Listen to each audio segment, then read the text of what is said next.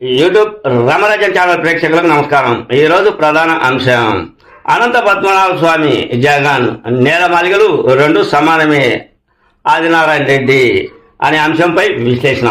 ఈ విశ్లేషణను చూసే ముందుగా మీరు నా ఛానల్ లైక్ చేయండి, షేర్ చేయండి, ఆ తర్వాత సబ్స్క్రైబ్ చేయండి. మీరు నా ఛానల్ లైక్ చేసి షేర్ చేసి సబ్స్క్రైబ్ చేయడంతో పాటు ఇదే వీడియో నలుగురికి పంపిస్తే 10 నుంచి 20 మందికి చేరేందుకు మీరే అవకాశం కల్పించినట్లు ఉంటుంది. ఇక అసలు విషయానికి వద్దాం. ప్రస్తుతం వైకాపా పరిస్థితి దారుణంగా ఉంది అని చాప పక్కన సర్దాలి అని జోస్యం చెప్తూ ఉన్నాడు. జమ్మలమడుగు ఎమ్మెల్యే ఆదినారాయణ రెడ్డి, మాజీ మంత్రి అయినటువంటి ఆదినారాయణ రెడ్డి. ఆయన ఈరోజు విలేకరుల సమావేశాన్ని ఏర్పాటు చేశాడు. ఈ సమావేశంలో ఆయన మాట్లాడుతూ జగన్నే టార్గెట్ చేసుకున్నాడు. అసలు ప్రతిసారి మాట్లాడితే ఆదినారాయణ రెడ్డి జగనే టార్గెట్. జగన్ పై జోకుల మీద జోకులు వేస్తాడు, జగన్ పై మండిపడుతూ ఉంటాడు. జగన్ ఎన్నో రకాలైన ఆరోపణలు, ఎన్నో రకాలైన మాటల తూటాలతో ఆయనను ఎద్దేవా చేస్తారు ఆదినారాయణ రెడ్డి. అందులో భాగంగా ఈరోజు మీడియా సమావేశాన్ని ఏర్పాటు చేశారు. జగన్ తప్పుల మీద తప్పులు చేసుకుంటూ వెళ్ళాడు. అందుకే ఆయనకు 11 సీట్లు పరిమితం అయ్యాయి.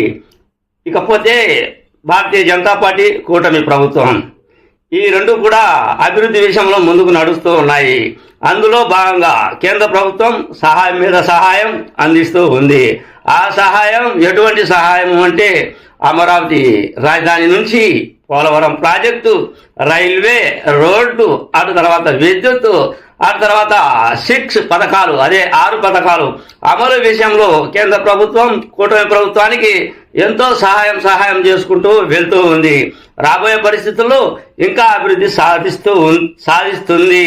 బడ్జెట్ సమావేశంలో ఇంకా ఎన్నో రకాలైన నిధులు కేంద్ర ప్రభుత్వం నుంచి వస్తాయి అని ఆదినారాయణ రెడ్డి చెప్పాడు. అటు తర్వాత జగన్ విషయానికి వస్తే, జగన్ పరిపాలన విషయానికి వస్తే తప్పుల మీద తప్పులు చేసుకుంటూ వెళ్ళాడు. ఆ తప్పులు ఇంత అంత కాదు. అది అనంత పద్మనాభ స్వామి నేలమాలిగలు ఉన్నాయి కదా, ఆ విధంగానే జగన్ నేలమాలిగలు ఉన్నాయి. పద్మనాభ నేలమాలిగలతో సమానంగా జగన్మోహన్ రెడ్డి సంపాదించాడు అని జోస్యం చెప్పారు ఆదినారాయణ రెడ్డి. ఇకపోతే ప్రజలు అంత ఆశామాషి ఎర్రోళ్ళు కాదు, ప్రజలు మేధావులు, ప్రజలకు అన్నీ తెలుసు. ఇప్పుడు ఏఐ ముందుకు నడుస్తూ ఉంది, సాంకేతిక పరిజ్ఞానం.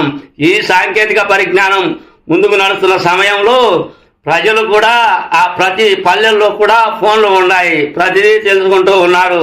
ఎవరు అబద్ధాలు ఆడతారు, ఎవరు రాజకీయం చేస్తున్నారు, ఎవరు నీతివంతమైన పరిపాలన అందిస్తారు అనే అంశాలను దృష్టిలో ఉంచుకొని ఓట్లు వేస్తూ ఉన్నారు. అందులో భాగంగానే జగన్ తప్పులను గమనించారు. జగన్కు 11 సీట్లకే పరిమితం చేశారు. ఓటర్లు అనేవాళ్ళు మహా మేధావులు అని నేను చాలాసార్లు బీజేపీ నేతలకు చెప్పుకొచ్చా. ఉదాహరణ కిషన్ రెడ్డి నన్ను అడిగాడు, ఏంటి ఈ పరిస్థితి, జగన్ రెడ్డి పరిస్థితి అంటే, ఓటర్లు మహామేధావులు అయ్యారు, సుప్రీంకోర్టు జడ్జిల కంటే మహా తెలివితేటలు ప్రదర్శించారు, అందుకే జగన్మోహన్ రెడ్డికి 11 సీట్లు ఇచ్చారు అని చెప్పుకొచ్చాడు. జగన్మోహన్ రెడ్డి మాట్లాడితే ప్రతిదీ అబద్ధాలే. ఆ అబద్ధాలు మాట్లాడుతూ వచ్చే ఎన్నికలు వస్తాయి, ఈ 6 నెలల్లో ఎన్నికలు వస్తాయి, జమిలీ ఎన్నికలు వస్తాయి అని దోబూసులు ఆటాడుతూ ప్రజలను తప్పుదో పట్టించే పనిలో ఉన్నాడు. ప్రజలు నమ్మే పరిస్థితి లేదు, అంతా మోసపూరిత మాటలు అని ఎద్దేవా చేశారు ఆదినారాయణ రెడ్డి. ఈ విధమైన పరిస్థితులు కొనసాగుతుండగా ఇటీవల కాలంలో విజయసాయి రెడ్డి రాజ్యసభ సభ్యత్వానికి రాజీనామా చేశారు. ఆయన వివేకానంద హత్య విషయంలో ఉన్నట్లు చెప్పుకొచ్చారు. ఆయన ఏం చెప్పాడు అంటే, అసలు అవినాష్ రెడ్డి ఫోన్ చేసినప్పుడు వివేకానంద హత్య గాయింపబడ్డప్పుడు ఎక్కడ ఉన్నాడు, గుండెపోటు వచ్చిందంట కదా అని విజయసాయి రెడ్డి ఫోన్ చేస్తే, నాకు అందిన వార్త ప్రకారం ఫోన్ చేస్తే ఆయన పక్కనే ఉన్నట్టే కదా, కానీ జమ్మలమడుగులో నాకు తెలిసింది అని వైఎస్ అవినాష్ రెడ్డి ఎంపీ చెప్పడం ఇది తప్పే కదా అనే కోణంలో మాట్లాడాడు ఆదినారాయణ రెడ్డి. ఒకటేమిటి రెండేమిటి, జగన్ మీద షటైర్లు వేశాడు. చాలా సంపద తప్ప అభిమానం ఆకట్టుకోవాలి అని ఆయన ఏ విధమైన ఓటర్లకు దగ్గర కావాలని లేదు, సంపాదనే ఎక్కడ చూసినా భవనాల నిర్మాణం, ఎక్కడ చూసినా ఆయన విలాసవంతమైన జీవితం గడిపేందుకే ఆయన తన సమయాన్ని కేటాయించాడు అని ఎద్దేవా చేశాడు ఆది నారాయణ రెడ్డి.